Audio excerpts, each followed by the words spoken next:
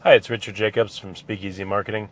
Today I'm going to talk about how do you choose and wisely choose an SEO company, a pay-per-click provider, a web design company, a marketing company for your small law firm practice.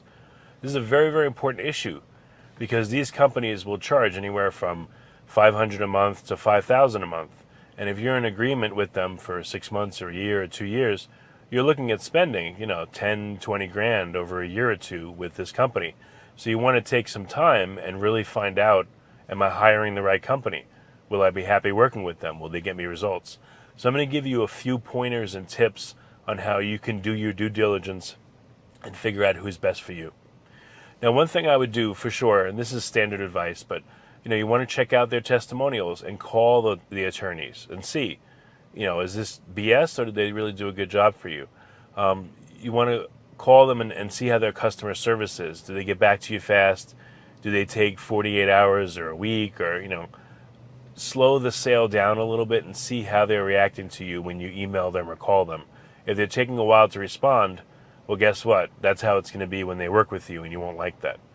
Do you have an account rep where you're dealing personally with, the owner or the major people in the company? The bigger a company you work with, supposedly they have more things to help you and more this and more that, but a lot of times you end up with an account manager and you may not be getting the service you want. That account manager may not know what they're doing. I mean, there's all kinds of possible problems with that. Another thing is long-term agreements. I don't think that you need to sign a long-term agreement. I don't do that for my clients. I don't think anyone needs to do that. And here's the reason why. What if you get into a 1 year, 2 year, 3 year agreement and the company turns out to be bad or they don't do a good job? Now you're not only stuck paying them, but you're not getting the results you want. You're not getting clients. And that's going to eat away at your mind and say, man, I'm spending money every month. I'm not getting results, but I'm locked in. And then you're going to hate that. If you want to fix it, you can hire another SEO company.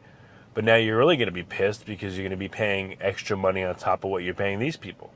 So very, very important not to lock yourself in. There's no reason to do that. And anyone tries to convince you of that, I wouldn't believe it. Another thing is education.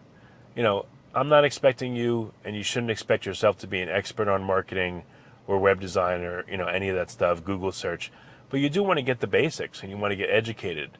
The companies you speak to should educate you. And yes, you got to watch for things they tell you that may not be true, but one good indicator is, are they telling you extremes, such as, oh, we're going to get you on page 1 of Google for these 10 keywords, and then you'll get tons and tons of clients. It's not going to happen, all right? How effective will my website be? Will I get 20 clients a month or 10 clients a month? I haven't seen websites pull that kind of number of retained clients unless they're really mature and they've been worked on for years. So you got to watch out. If they're promising you like really big lofty things, we're going to build a huge following on Twitter, we're going to build a huge following on Facebook, it's not going to happen. What I've seen in marketing is that the different marketing that you do, each piece contributes 3 clients a month or 2 clients a month or 4 clients a month, and they add up to be a nice big nut of clients every month. But no one marketing method is amazing and trumps all. Pay-per-click is not a godsend where you get 20 clients a month. I've never seen it do that. Same thing with a website. So again, you want to go with a balanced approach. Another thing too is you don't want to have multiple companies working on your website and your practice, if possible. Why? Because too many cooks can spoil the broth. They'll fight with each other. They'll throw each other under the bus, which has happened. Things will conflict. One may be doing a good job, one may not. One may be hiding the fact that they're not doing anything, and the other companies are actually helping you and they're not. So you're wasting money with this one company. So it's better if you can get one provider.